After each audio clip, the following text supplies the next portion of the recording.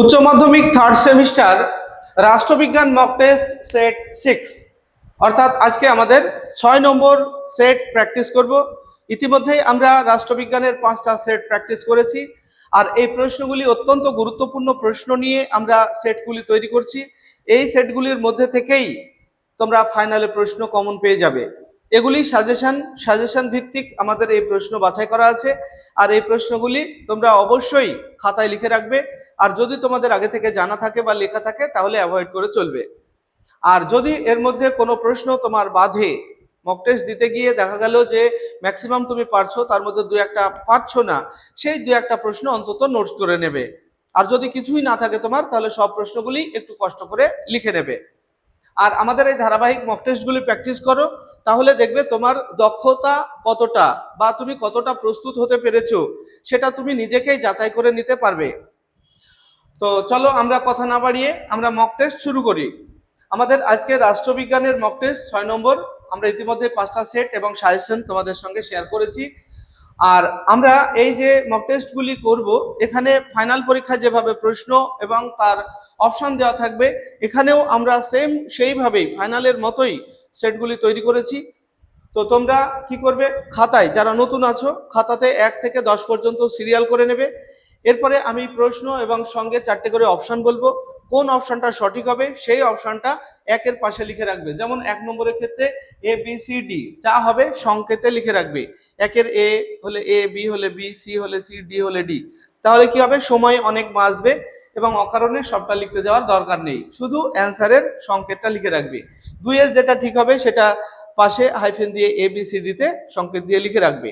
এরপর আমি তোমাদের অ্যান্সার কি দেব, 10টা প্রশ্ন দেখানোর পর অ্যান্সার কি দেব। আমি প্রথমে উত্তর বলছি না, কারণ উত্তর বললে তোমাদের পরীক্ষা দিতে অসুবিধা হয়।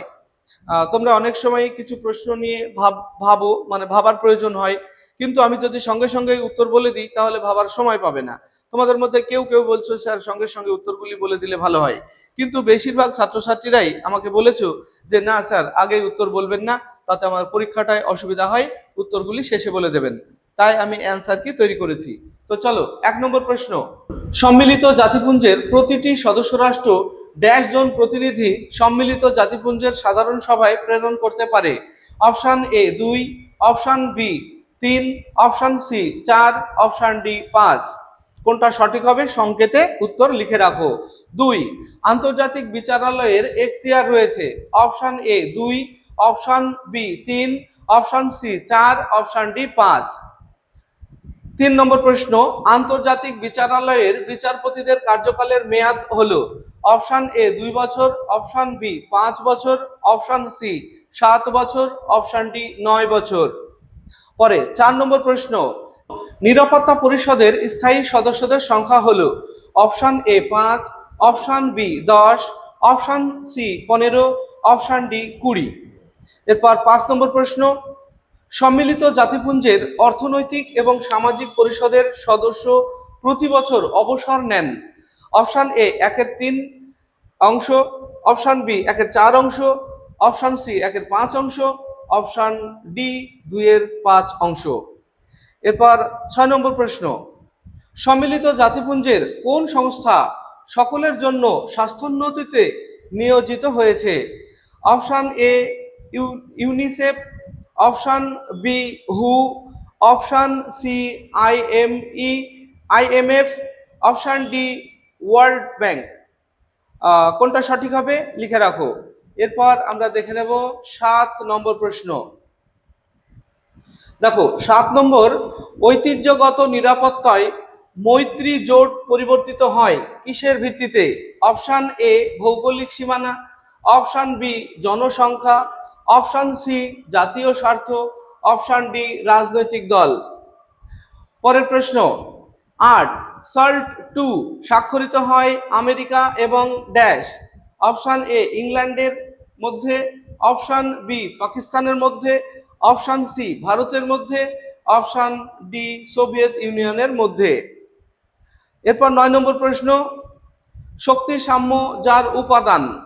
অপশন এ ঐতিহ্যগত নিরাপত্তা, অপশন বি অপ্রথাগত নিরাপত্তা, অপশন সি যুদ্ধ, অপশন ডি হুমকি। কোনটা ঠিক হবে ঠিক করে রাখো। এরপর 10 নম্বর প্রশ্ন, ড্যাশ বলতে বোঝায় অসামরিক নাগরিকদের ইচ্ছাকৃতভাবে লক্ষ্য করে রাজনৈতিক হিংসার প্রয়োগ।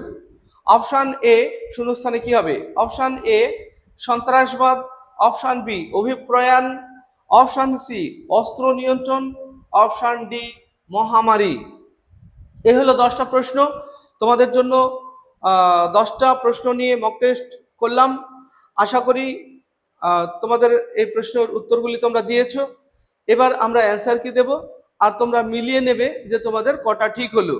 তবে তার আগে বলে রাখি, আমাদের এই চ্যানেলে 5টা সাবজেক্টের উপরে তোমাদের 100% সাপোর্ট করছি। তোমরা শুধু আমার পাশে সাবস্ক্রাইব করে আর বন্ধুদেরকে একটু শেয়ার করে আমার পাশে থাকবে।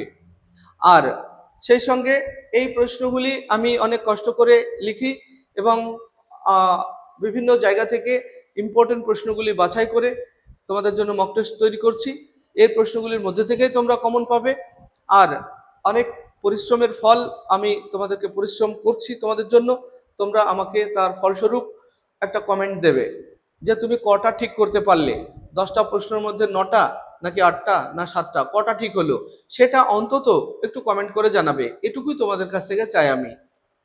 চলো অ্যান্সার কি দেখে নিই। এই হলো আমাদের আজকের মক টেস্টের অ্যান্সার কি। তোমরা স্ক্রিনশট করে নিয়ে তোমার খাতার সঙ্গে মিলিয়ে দেখতে পারো, অথবা যারা অন্ধ বা ব্লাইন্ড শিক্ষার্থী রয়েছে তাদের জন্য একবার বলে দিচ্ছি।